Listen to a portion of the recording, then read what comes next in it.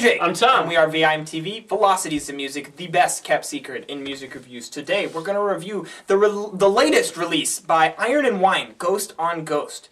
Iron and Wine, Samuel Beam. Not Jim Beam, the drink I like to enjoy on many nights. You don't enjoy Sam Beam on many nights. No, I listen to him. Not personally. I don't personally have him over, enjoy his company per se. Maybe spiritually you do, and it's kind of like Ghost on Ghost. You know that...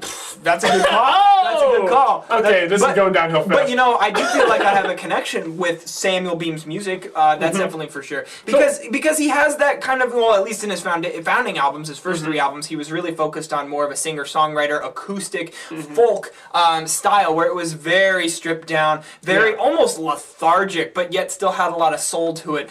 Just acoustic guitar, and then Sam Beam's, very wispy, raspy vocals. It's kind of like a softer version, a more subdued version of M. Ward at times. But then in 2011, when he put out his fourth album, Kiss Each Other Clean, which we reviewed, you really saw him expand his craft, both from a songwriting standpoint, where he was writing much more expansive tracks that played with song structures and stuff like that. That album also experimented with instrumentation too. Now here he shifts his sound a little bit. You still get a big sound, but it's more like jazz pop. Yeah, it's like it's much bigger than his early albums. Still not quite as out there as Kiss Each Other Clean, but he focused on this middle ground where he's incorporating those horns, a lot of jazz elements, you get some string bass in there. Absolutely. There's thumping around. There's a lot of emphasis on this album on female backing vocals, and really the backing vocals, whether female or Sam Beam just kind of overdubbing his own vocals or having like multiple layers of his vocals.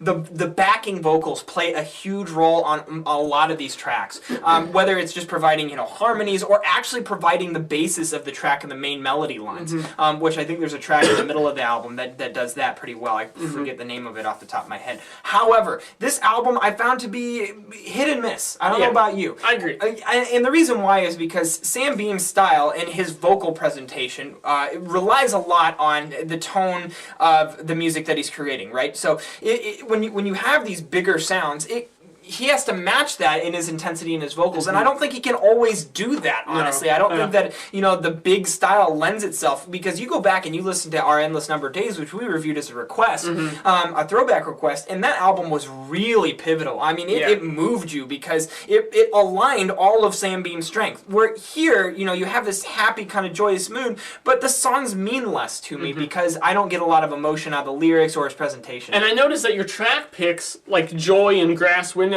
are the ones that tend to be more of those stripped down songs. But I still don't feel Tom, like you're so observant. Oh yes, I know you so well. But I totally agree. I still feel like he could have stripped them down a little more. It would have provided some contrast from those tracks where he's got this almost like Steely Dan flavored, like kind of 70s big jumping sound. I mean, they're still right with a lot of the classic Iron and Wine melodies and guitar riffs, but then it's all about how it blends into the big picture with all those extra instruments that he's adding. And sometimes I feel like his songs are just better fit to be simplified. I think that he's trying to step outside of the box that he's kind of created for himself, because I get the impression from his first few albums and the change that he's made since then that he almost didn't like all of the attention that he got for what he did, because he was doing that kind of indie folk stuff really stripped down before it became the most popular thing in the world like it did a few years ago. And a lot of people like Iron Wine, so it's almost like he wants to move out of that and create something new for himself. Which you have to respect. Yeah, you do, but you can't just do it by throwing different instrumentation and production on it. You have to really change your songwriting style, and I don't think he's really done that. I think he's trying to do other things to make that happen. He's doing it a lot with instrumentation, I think. Now, one, to further that point,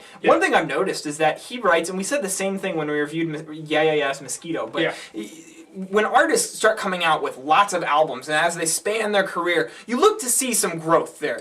Go look at Radiohead's discography, look at Nine Inch Nails' discography, or even like the Mars Volta, who were very prolific in the amount of albums, and you'll see different ideas presented to the listener on each album, whether that's in the instrumentation, the songwriting, or the vocals. I mean, you hear it all over. Sam Beam really writes a lot of the same vocal melodies album after album after album. So while he's changing the instrumental sound palette that you're hearing, a lot of his vocal melodies are still very similar, and quite honestly, because of that, it dilutes the power of the song. And that's definitely an issue on Ghost on Ghost. It's like if a comedian, if Eddie Izzard, great British comedian, right, started talking in an American Southern accent but telling the same jokes. Yeah. He's still telling the same jokes. Still telling the same jokes. I mean, it's kind of a crap fly-by-night analogy there. I just kind of pulled that from That's the a Rush pants, song. but Fly-by-night. Oh, right. Now maybe that's what I was thinking of. I love Rush. Oh, they're great. But anyway, getting back to Iron and Wine, about as far away as you can get from Rush. But we don't stay on topic here. No, we don't. But I really just feel like he's trying to change all the kind of peripheral, subsidiary parts of the sound and not really trying to develop the core of what he's doing. He still does what he does well, but I would just like to see either do something more similar to what you've done, but do it better, or completely change. Yeah. I feel like this is kind of a middle ground that to me, I still enjoy as music. I really did dig this album, but I felt myself wanting a little more. Hit the nail on the head, bud. All right. Nice. Yeah, I completely agree. And while these are all fairly large criticisms, I would say, I still like this album. Yeah, me too. Like, he still does a good job, and I still like his sound. It's just that, these are the issues keeping this out of the mid-'80s, because I just naturally like Sam Beam's songwriting style. I like his voice. I like how he puts things together, and it just didn't maximize his potential here. That's really what we're almost being more harsh than we should be, just because we want him to blow us away like he has in the past. Just because we've reviewed now 603 or 4 albums, and this is what we do. We have to critique them. I'm going to go 74 on this one. I'm going 77. So mid-70s from Velocities in Music. What that says to you, I mean, obviously you're going to think, well, that's a C. That's not a good score, and at least it wasn't in high school.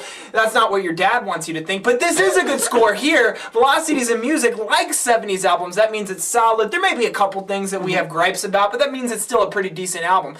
Ghost on Ghost is definitely one, if you're a fan of Iron and Wine, I would definitely recommend you check it out, but even if you're not, it's still a good listen. You're going to at least find a few tracks on here that I think you'll take with you and like for 2013. Let us know what you thought at www.velocitiesinmusic.com or youtube.com/velocitiesinmusic. As always, follow us on Twitter and like us on the Facebook, because that's where we talk with you guys and you let us know what albums from 2013 you'd like to see us review. I'm Jake. I'm Tom. And we are VIMTV, moving music critique forward.